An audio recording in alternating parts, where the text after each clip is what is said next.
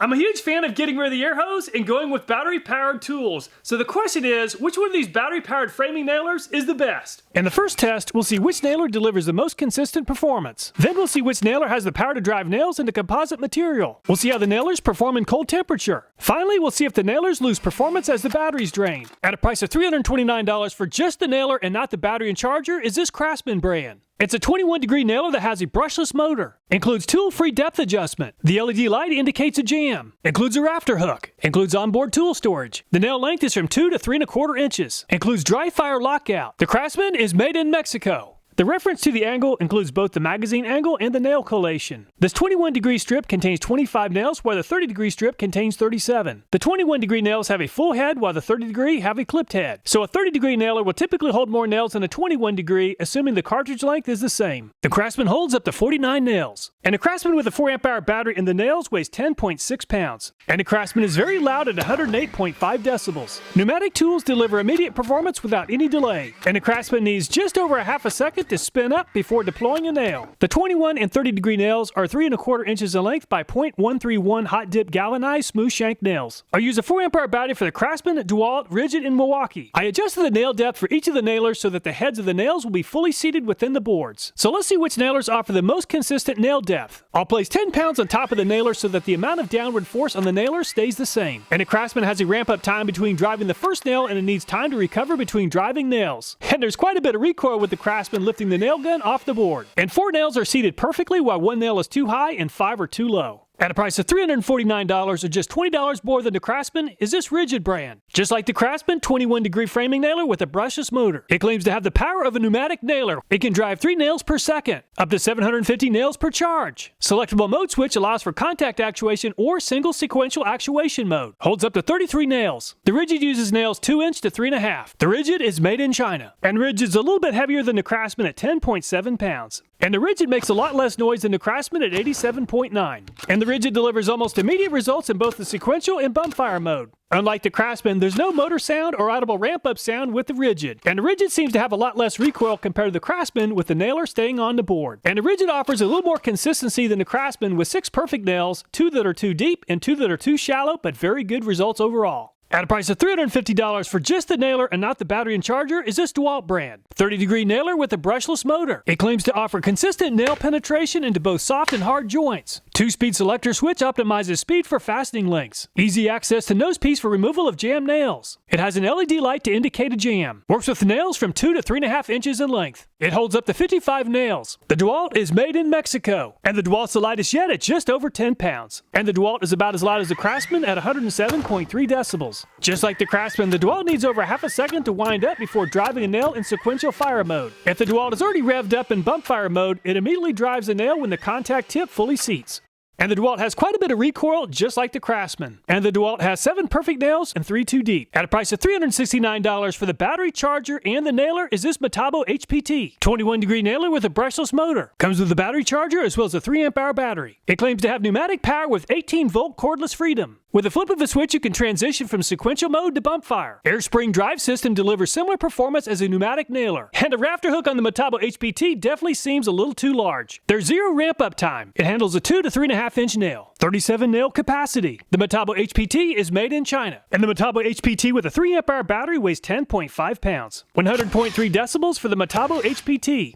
Immediate action for the Metabo in sequential and in bump fire mode. And Metabo is all set up and ready to test. And the Metabo seems to have about the same amount of recoil as the Ridgid and far less than the DeWalt and the Craftsman. And Metabo also performed very well with 7 perfect drives and 3 that are just a little too deep. At a price of $379 for just the nailer and not the battery and charger is this Milwaukee brand. Brushless motor and designed for 21 degrees. It claims to have power to nail engineered lumber. 3 nails per second. Works with nails 2 to 3½ inches in length. The Milwaukee is made in China. And Milwaukee is by far the heaviest yet at over 12 pounds. 89.8 decibels for the Milwaukee. The Milwaukee performed just as well as the Metabo in sequential and bump fire mode with immediate results. And there's no ramp up or revving sound with the Milwaukee. And the Milwaukee seems to have about the same amount of recoil as the Metabo. And the Milwaukee seems to have done the best job yet with 8 perfect drives, 1 too deep and 1 too shallow. At a price of $460 for the battery, charger, and the nailer is this Paslode brand. Superior battery life, 9,000 shots per charge. It claims to be the lightest cordless nailer on the market. The Paslode is a 30-degree nailer. Deploying the rafter hook with one hand is pretty challenging. You can adjust the nail depth by squeezing the probe stop release buttons towards each other, which will allow the contacting elements to be moved up or down. The Paslode fuel cells cost around $14. The drop-in fuel system delivers instant power for 1,200 nails. The tool is designed and assembled in USA, the battery is made in Japan, and the charger is made in China. And the contact tip on the Paslode is very sharp and is the most aggressive tip in the lineup. And the Paslode is by far the lightest yet at 7.9 pounds. 104.8 decibels for the Paslode.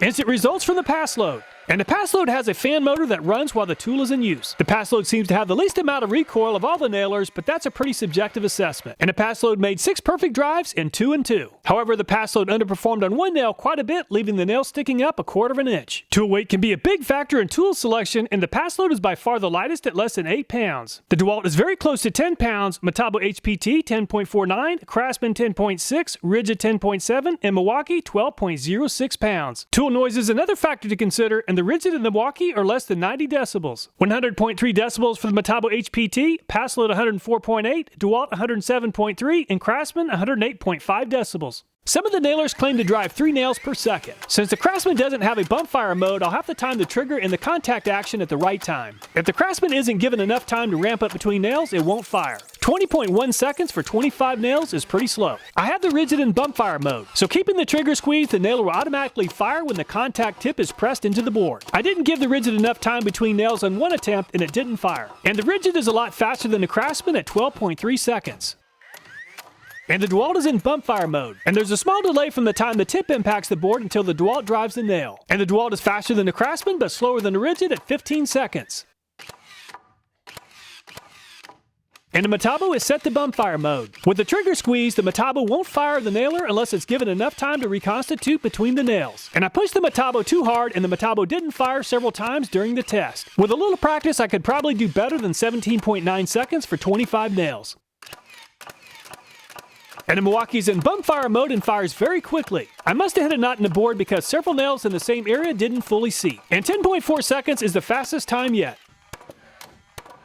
And the Paslode does offer a bump fire trigger, but the nailer I purchased did not come with the bump fire option. So timing the contact tip impact in the trigger squeeze sequence is definitely holding back the nailer. 14.1 seconds for 25 nails is the 3rd fastest time yet. So the Milwaukee is the fastest at 10.4 seconds. The Ridgid finished in second at 12.3 and the Paslode 14.1 seconds. Before we move on to composite wood, let's first test the nailers on oak in the highest power setting. A big thanks to a friend named David for supplying the oak. And the Craftsman has a lot of recoil without the 10 pounds on top of the nailer. And the Craftsman didn't have enough power on the maximum setting to bury the head of the nail. And the Ridgid has less recoil than the Craftsman, but just like the Craftsman, the Ridgid drove the nails in, but not quite enough to bury the head of the nail. Just like the Craftsman, the DeWalt has a lot of recoil, and the DeWalt performed very close to the same as the Craftsman and the Ridgid. And the oak really put the Metabo to the test, and it really struggled. The first nail is sticking up about 1/4 inch, and the second nail didn't fully seat either. And the Milwaukee seems to have a lot less recoil than the Craftsman and the DeWalt. And the Milwaukee has more than enough power for the oak and completely buried the heads of the nails. Very impressive. And the Paslode seems to have a little bit more recoil than the Milwaukee. And the Paslode did a pretty good job with one of the nails, but left some unfinished business with the other. With quite a few battery tools, the performance of the tool drops off quickly as the battery voltage drops. So let's see if the nailer's performance drops off as the batteries drain. I'll start off with fully charged batteries, which is very close to 20.7 volts. The mostly drained battery is below 18 volts. With the nailer set to the most powerful setting, the Craftsman didn't drive the nail in quite as deep with the partially drained battery. And the Ridgid with the fully charged battery and set to the highest setting buried the nail. And with the battery at under 18 volts and 2 bars, it did just as well as a fully charged battery. And just like the Ridgid, the DeWalt performed just as well with a partially drained battery. And the Metabo also performed just as well driving the nail in the board with a partially drained battery. And the Milwaukee also performed just as well with the partially drained battery. I'll skip the Paslode since it uses a fuel system. So only the Craftsman dropped off just a little, but all the other nailers performed just as well with a partially drained battery. Let's place the nailers in a freezer that's set to 0 degrees Fahrenheit, and we'll see how they perform in very cold weather conditions. At around 0 degrees Fahrenheit, the Craftsman couldn't quite get revved up enough to send the nail. So let's see if the Craftsman performs better with the warmed up battery. And the Craftsman partially drove in the nail. And I had to reset the Craftsman before driving the second nail. Unfortunately, the Craftsman just doesn't perform well in cold temperature. And the cold temperature disabled the Ridgid, and it wasn't able to drive a nail in even with the warmed up battery. And the DeWalt was too cold to spin up. With the warmed up battery, the DeWalt drove in both nails most of the way. Even with the warmed up battery, the Metabo wouldn't drive nails. After firing off the first nail with the cold battery, the Milwaukee wouldn't fire the second nail until I installed a warm battery. And the Milwaukee's done the best job yet at driving in nails.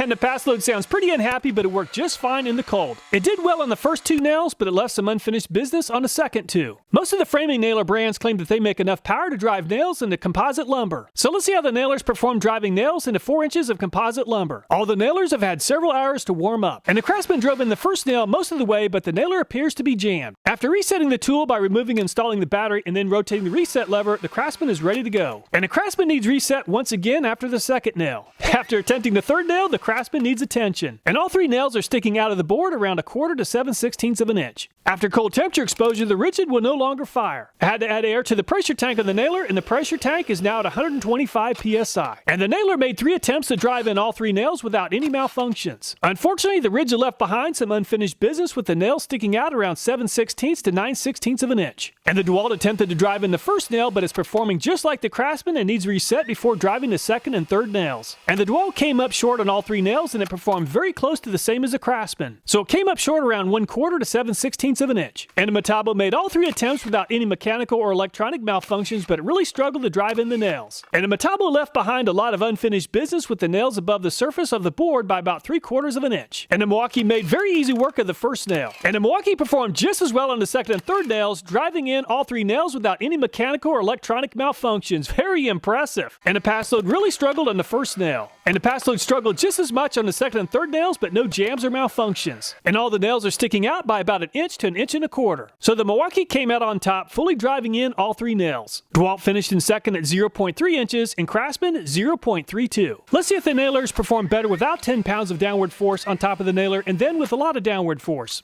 And the Craftsman didn't seem to be hurt or benefit by more or less downward force. And the Ridgid performed better without any weight on top of the nailer compared to applying a lot of downward force. Around 1/4 of an inch without any force, and 7/16 with a lot of downward force on the nailer. And the DeWalt performed very close to the same driving in the nails with and without a lot of downward force around 1/4 of an inch. And the Metabo continues to struggle on this test both with and without downward force. Just over 3/4 of an inch on both attempts. And the Milwaukee continued to perform extremely well with and without a lot of downward force on the nailer. It actually performed a little bit better without extra downward force. And the Paslode continues to be really challenged. 7/8 of an inch without any downward force, and almost 1.25 inches with a lot of downward force. So the nailers performed about the same or just a little bit better without a lot of downward force on the nailer. A poorly designed nailer tip can really make it difficult to achieve a 45 to 50 degree angle when toe nailing. And the Craftsman really struggled in this test and lost grip at 18.9 degrees. And the Ridgid performed even better than the DeWalt, but it still struggled at 26.1 degrees. And the tip on the DeWalt looks the same as the Craftsman, and it performed almost the same at 18.4 degrees. And the Metabo was very well designed for driving in nails at an angle and when toe nailing. And the Metabo finally lost grip at 56.2 degrees. And the Milwaukee's tip is very well designed and also performed very well at 52.6 degrees. And the Paslode has an amazing set of teeth on the nailer, and it's by far the best designed for driving nails at an angle.